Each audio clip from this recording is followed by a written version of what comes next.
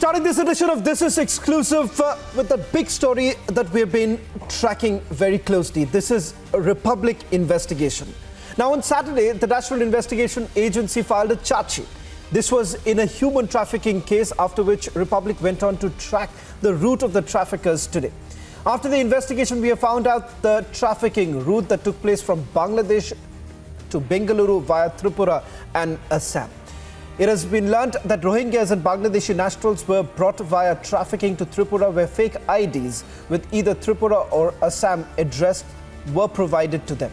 After that, they were taken to Delhi or Bengaluru via train. Shockingly, the racket also involves minors.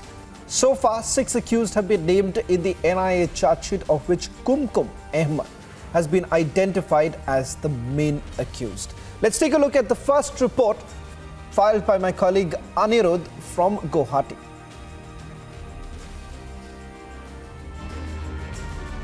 The NIA has submitted its search sheet to the court, and in the search sheet, the investigating agency has also made some sensational revelation. It has been found that the individuals who work for the international human trafficking racket beforehand process all the documents of those individuals who are being trafficked from Bangladesh and Myanmar to India.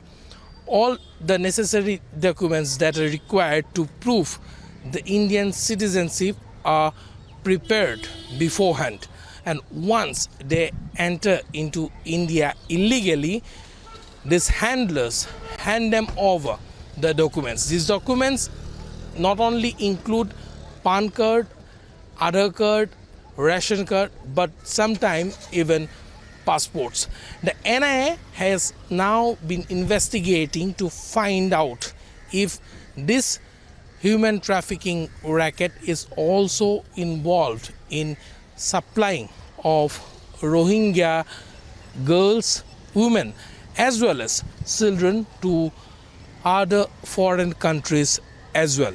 It may also be mentioned that most of the time these Rohingyas from Bangladesh as well as Myanmar first enter India through the international border in Tripura, and after reaching Tripura, they either take the train directly to Delhi or from Tripura to Guwahati, from where they go to other parts of the country as well. And in certain cases, it has also been found that air mode of travel was also opted by these handlers for trafficking of victims.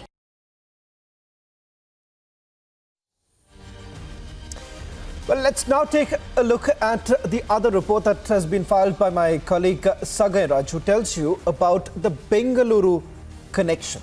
And remember, there have been multiple camps that have been operating in Bengaluru, something that we have also tracked just about a few months ago. How this camp, in which there are several Rohingyas who have been staying, how were they really brought to Bengaluru, and what's the connection that is emerging at this stage? Take a look at this report. NIA files charge sheet in connection with human trafficking and child trafficking of illegal immigrants from Bangladesh and Rohingya.